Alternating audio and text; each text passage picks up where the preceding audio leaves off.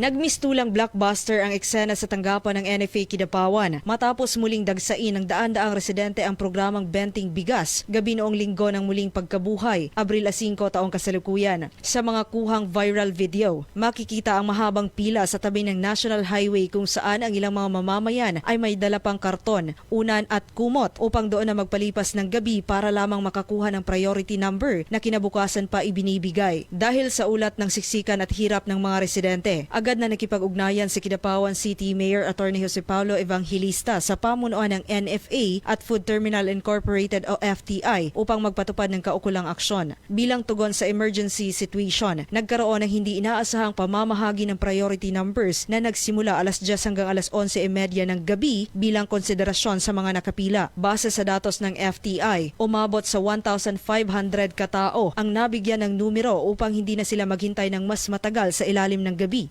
Matatandaang simula noong Marso at 30, nagpatupad ang ahensya ng mas mahigpit na schedule kung saan ang Lunes, Miyerkules at Biyernes ay inilaan para sa mga taga Kidapawan City, habang ang Martes at Huwebes naman ay para sa mga karatig bayan. Sa kabila ng mga bagong panuntunan, nananatiling hamon ang dagsa ng mga nais makinabang sa 20 pesos kada kilong bigas, kaya naman bukas ang NFA at FTI na makipagtulungan sa media at LGU. Layunin nito na mas mapabuti pa ang sistema ng distribusyon at matiyak ang ligtas at orderly na pagkuha ng supply ng mga benepisyaryo. Ang tanggapan ay nananatiling bukas mula alas 8 ng umaga hanggang alas 4 ng hapon para sa mga scheduled na mamimili.